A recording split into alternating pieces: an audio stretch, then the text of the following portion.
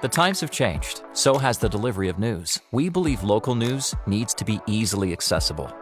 Hey, Owensboro, get with the times. Subscribe today at owensborotimes.com.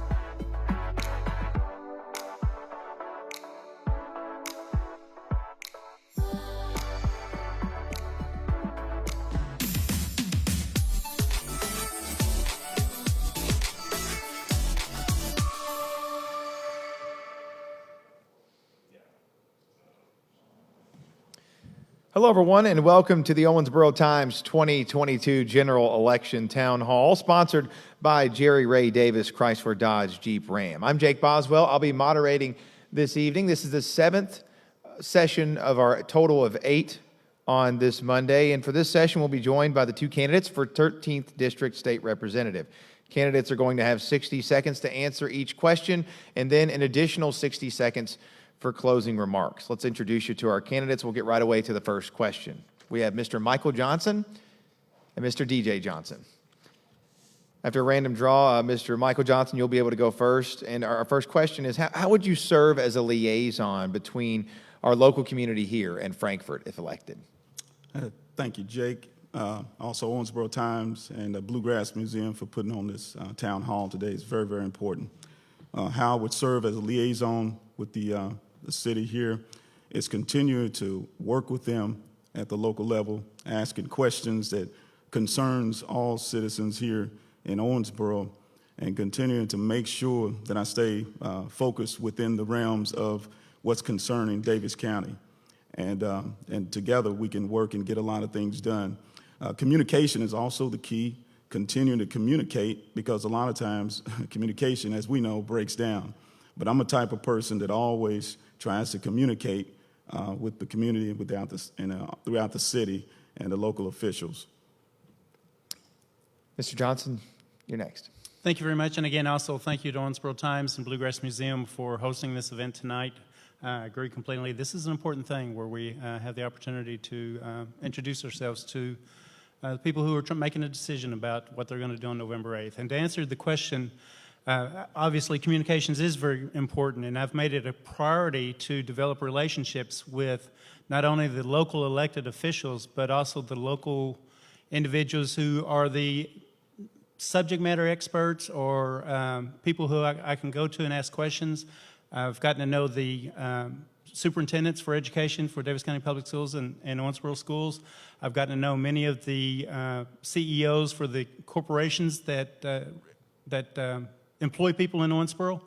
And I've just made it a point that when I go into session, I talk to them, find out what their priorities are, but more importantly, when I run into an issue in Frankfort that I'm not sure exactly what the people back home might think, I give them a call and I ask them what their opinions are of things, and that's the communications that matters. Let's go to our next question, and Mr. DJ Johnson, you'll be able to answer this first. How would you balance the needs of Davis County with the needs of the state? That's a great question, because there is a balance involved with that. And I make it a point to tell people that I am the representative of the 13th District, but I'm a state representative as well. I serve the entire state. And typically, what is good for Davis County and Owensboro is generally good for the rest of the state. So there's not a lot of issues with that. But there are times where I have to make a decision what is going to be best for Davis County versus what is going to be best for some other region. And if it's one region versus the other, my job is to represent the people in Davis County, and that's what I do. But again, most of the time it's really not that big of an issue, because what's good for the state is typically good for Davis County. And Mr. Michael Johnson, same question to you. Thank you, Jake.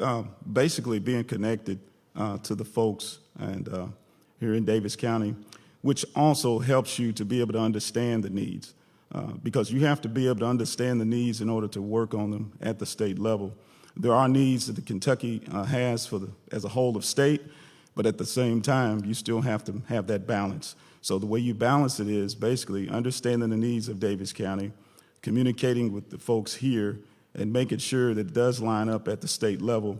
And sometimes at the state level, you have to make those hard decisions. Sometimes those decisions don't, coincide with what your community or your city does, but you have to make that decision. And at the end of the day, it's about District 13 and what's important for District 13. So we have to stay focused with that.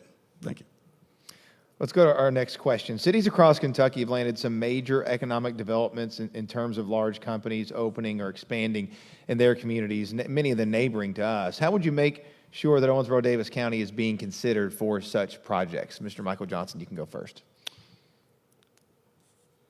One of the things we have to do is make ourselves attractive to those types of works. Davis County is doing some great work here, but we need to continue to work on the diversity of Davis County and making sure that we're making ourselves accessible, inclusive, diverse, because in a diversity world, that means you're opening your arms up as a city for all to come and to be able to be a part of it. And that's what we have to continue to work on within Davis County. Mr. Johnson. Thank you. So first I would say that is a team effort, and we have a tremendous team here in Owensboro with the Chamber, the Economic Development Corporation, the Tourism Commission, our local elected officials. Every one of them are focused on how to bring economic growth to our region, to Davis County. But I will say this, it's exciting to have that home run where we add 1,000 employees, but the real winning effort for economic development is those base hits. It's when a company that's been here for 50 years decides that they can expand and they have 100 employees and now they're going to have 125. Or we have a company that comes in and may only bring 10 employees with them, but they're adding to our economy, they're adding to our community. They bring their skills and expertise to our community. So it's those base hits, and we hit base hit after base hit. We look for the home run, but we cannot pass up those opportunities that we see every day. And that's the focus, is making sure we work together to see every opportunity, not just the big ones. Our next question deals with another vote that's going to be on the ballot beyond your all's race. A constitutional amendment is going to appear for voters, giving them a chance to either support or oppose the right to an abortion in Kentucky. Do you support the right to an abortion in Kentucky? We'll start with you, Mr. DJ Johnson. Well, first off, I would say yes, I do support the right. I am a pro-life person, but I want to clarify that the amendment does not decide if there will be abortions or no abortions in Kentucky. What the amendment is about is identifying who in the Kentucky government is going to make that decision, what's legal and what's not legal. Currently, the concern is that 7 justices can make a decision for the entire state when it's the responsibility of the General Assembly, the elected officials who you locally elected to go to Frankfort and make decisions like that. So this amendment is not about banning or not banning abortion. This amendment is about following the Constitution, following due process of the law, allowing the General Assembly to make that decision. And again, just to answer your question briefly, I am pro-life. I have been since day one. That's not going to change. A life is a life. Mr. Michael Johnson, same question to you. With that amendment, we have to understand that people are going to vote. And according to that vote, the Justice Department will act. So we have to understand that first. As far as that amendment goes, I don't agree with the state government interfering with a woman's right to choose, because it's between her and her doctor. And that's where that lies at. It's between them. It's a private matter to me, and the state should not get involved with that. There's a lot of different situations that women go through. We shouldn't have to get involved with those personal decisions between that woman and her family. That's real important. That's my stance. We'll move on to our 5th question, and Mr. Michael Johnson, you'll get to answer first.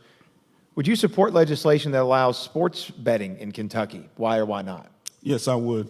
One of the reasons is, and we talked about it before, of allowing Kentucky to be more of a center stage of what other cities are doing. Other states have done it.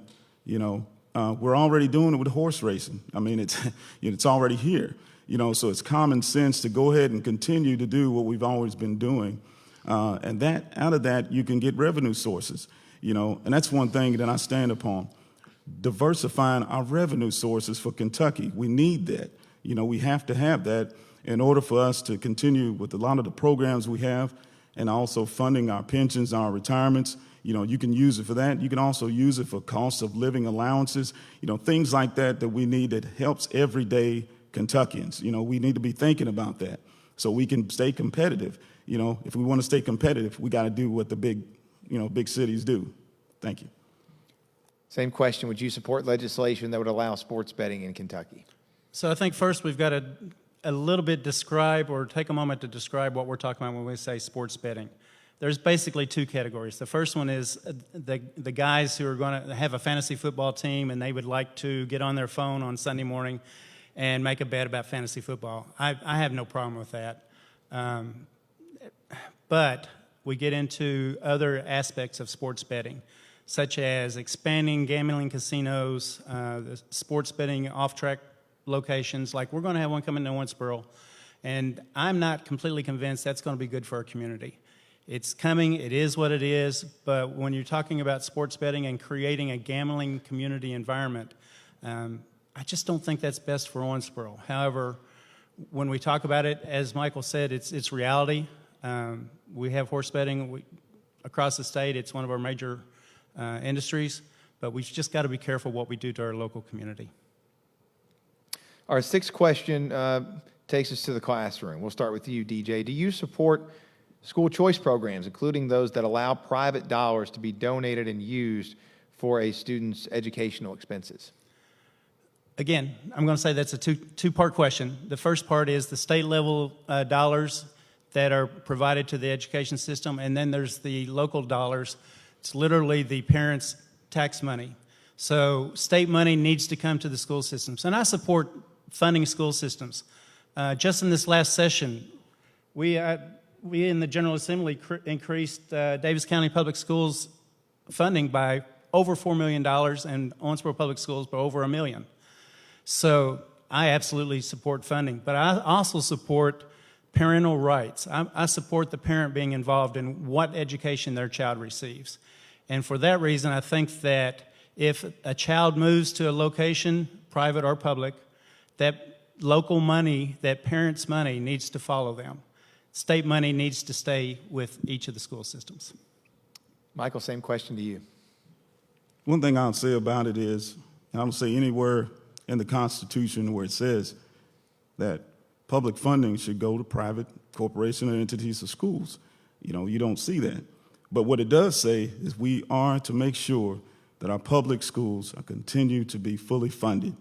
I'm for fully funding public education and not, diverting funds that are critical, especially now, after the pandemic has run rampant with our children. And right now, they are traumatically, going through a lot. We need more funding than ever in our public schools. We're losing our teachers, at an alarming rate. We can no longer do that anymore. We need to start focusing on public education, fully funding it, giving the teachers a pay raise that they truly deserve, and protect them, because that's what we have to do. If we don't protect them, we don't have an economy. Thanks. Our next question has to do with the subject we've talked with just about every candidate on this stage with up until this point. Juvenile crime has risen locally over the last year or more. Are the legislative changes, are there any that can be made or should be made to hold those juveniles more accountable? Michael, we'll let you go first. What I can say is, within the world of juvenile crime, it originated from somewhere. It's because a lot of different things were taken away. We don't no longer have programs for youth to where they can do a work program through the summer. Those things, I believe, have to be brought back to give them engagement in work, because, if you can go to work, honest day's work mentality gives you an honest day's pay. And you learn that at an early age. I'm sure we all have at one time or another when we work the job. So we need to bring some of those things back. Now, of course, juvenile crime, it's at an all-time high, but that's one of the reasons why. But what we have to do is reform Senate Bill 200 again to make it more accountable, but rehabilitative, so that way we can get the kids back on track and get them in the right standard where they should be. Thanks. DJ, same question. So I'll also start off with Senate Bill 200. That was introduced and placed into law in 2017, I believe that's right. So it's been 5 years, and that was a major change to the juvenile justice system, amongst other things. And after about 5 years, it is time to take a look at such a large bill, such a massive change, and see if we do need to tweak things. And I suspect we're going to find we need to tweak some things. We don't need to overhaul it or throw it out, but we've got to do some things to it. But beyond that, and I have been meeting with everybody in town. I've met with chamber members. I've met with local law enforcement, our sheriff's department, our local police department. I actually met with our county attorney this afternoon about this same subject, Claude Porter. And what it's going to take is beyond legislation. We're going to have to come together as a community to deal with this as a community, and that's what will work. And I absolutely believe that's going to happen. When we start reaching out to the neighborhoods, that's when we'll have a chance to make a difference about this juvenile justice issue. Well, this next question is a reality for whichever one of you wins this seat and represents the 13th district in Frankfort. Not everyone is going to vote for you, but you're going to be tasked with representing each person in your district, whether they voted for you or not. So, DJ, we'll ask you first. How do you plan to represent everybody and not just the people who maybe agree with you on all major issues? Well, we do represent everybody, and I listen to as many people as I possibly can. I've just in the juvenile justice issue we were talking about, I've listened to people on both sides of the issue. Some think we've got to do more legally. Some people think we've got to do more in the community. But we've got to listen to all those different issues. But ultimately, when it comes down to it, I was elected based upon what I presented to the people of Davis County, people of the 13th District, as to what I believe. My job is to listen to all the sides, but ultimately, at one point or another, I've got to make a decision based upon my personal beliefs. I combine what I hear from the people, but that's why I was elected, was to do what I think is right. Most of the time it's with the majority, but sometimes it's not. Michael, same question to you. If you're elected, not everyone will vote for you. How do you plan to represent everybody and not just the people who voted for you on Election Day? As a representative, of a district that's very diverse, different cultures, different demographics, you have to listen to everyone. All of the voices that are speaking, they want to be heard. A lot of times they tell me the representatives are not listening to them. They don't hear them when they're talking. And when they're, they have needs that, they're trying to figure out at the kitchen table. So representing each one of them well, it requires, getting to them and talking to them and being where they're at, ground level. When I say ground level, I'm actually there. My organization helps low-income families and the homeless all the time.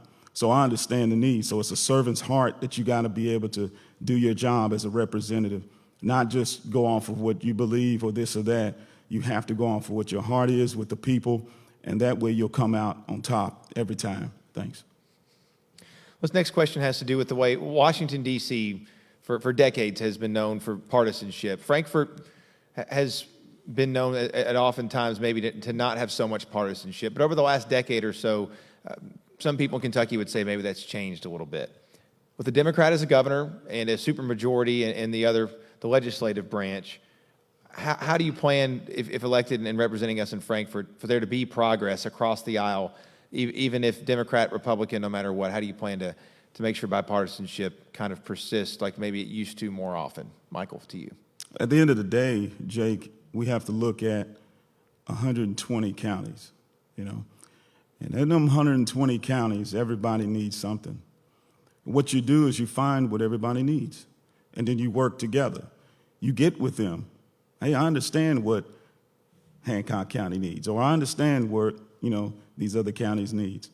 And then you talk to them. You get together with them, and you come to a resolution or, come with a plan to work with them. I still believe in bipartisanship.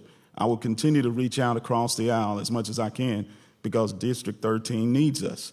They need us to do our job when we get there and not have our own ideas, our own agendas. But we have to work for the people that elected us to go to that office, and that's how I work.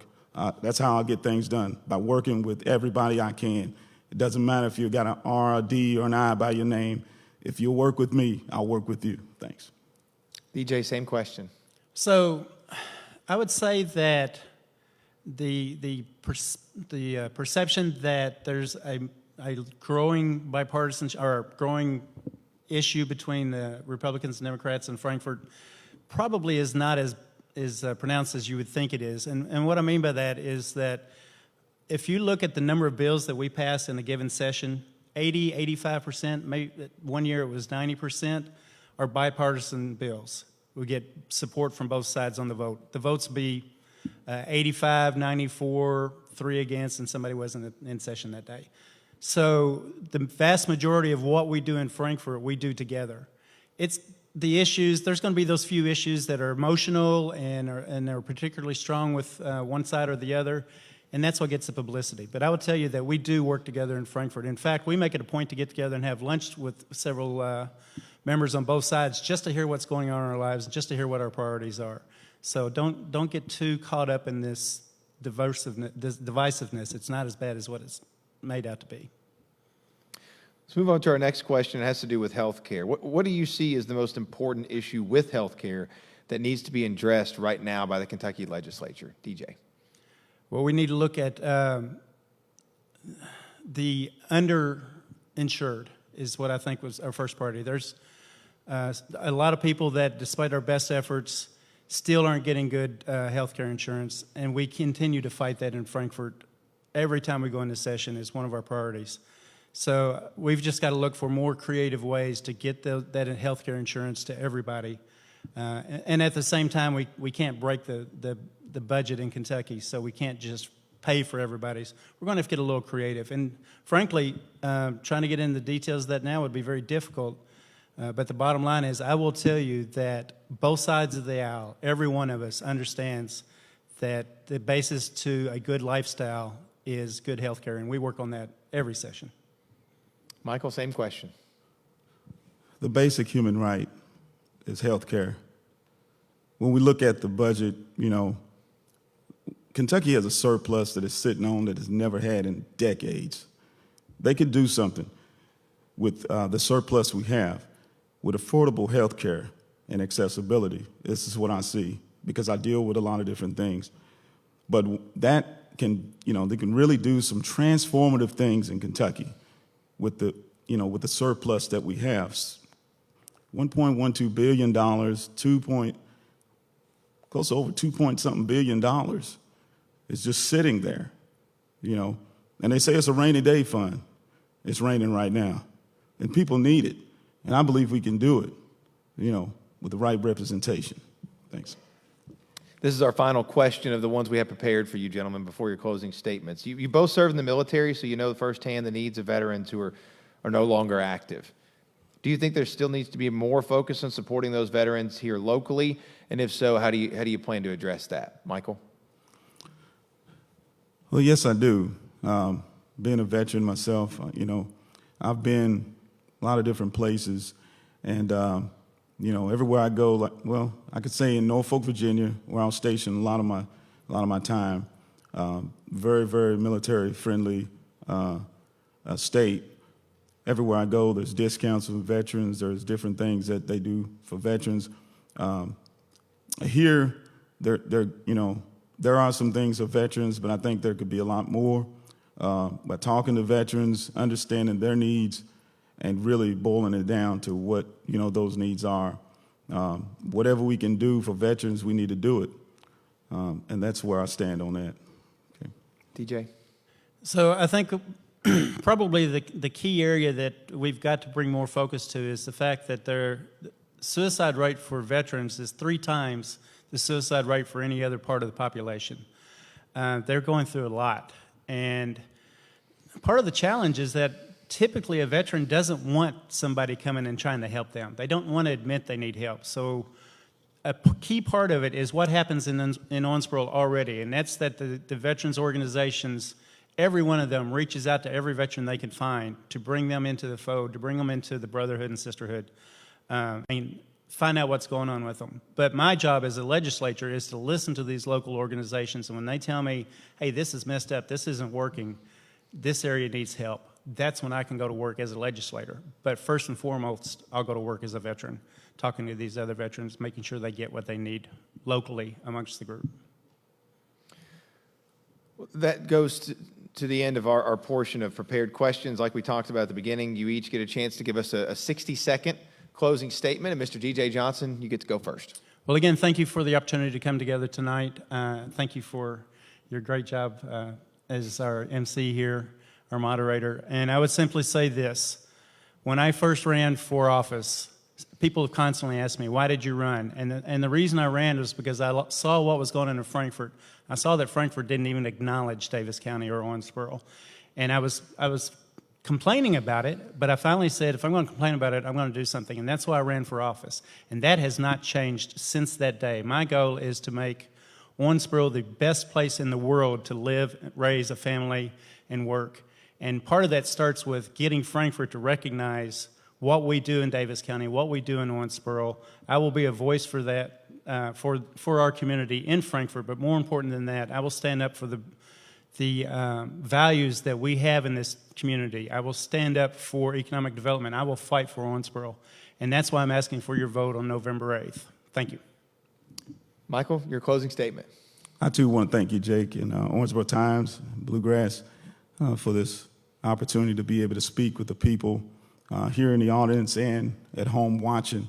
This is a very, very important election, and you will elect someone to go and represent you at the state level in Frankfort. It's time for a new day in Davis County, and when we look at, the candidates, we have to decide which one is the best, who can do the job. One of the things is, got to be a listener. I'm a great listener. I'm heavily invested in the communities. I'm doing the work, and I understand the needs of the people because I'm there working with them. I'm not just talking to them, I'm working with them. And that's a key when you go and represent a district, because you have that in your heart and you have those people's best interests in your heart, which are the constituents that vote for you. Vote for me, Michael Johnson, for State Rep, District 13, November 8th. Thank you. That wraps up this session. Thanks to everybody who took the time to watch at home. Thanks for being here in person, for the folks who are here, and thanks to the candidates for sitting here with us for quite some time. We also want to thank the Bluegrass Music Hall of Fame and Museum for allowing us to host this town hall here. It's been fantastic. And thanks to our sponsor, Jerry Ray Davis, Chrysler Dodge Jeep Ram. Like both candidates said, November 8th is Election Day. Please go out, no matter who you vote for in any of these races, and exercise your right to vote. We'll close out the evening in about 15 minutes with our final forum that will be for the Owensboro City Commission. Ladies and gentlemen, our candidates for state representative.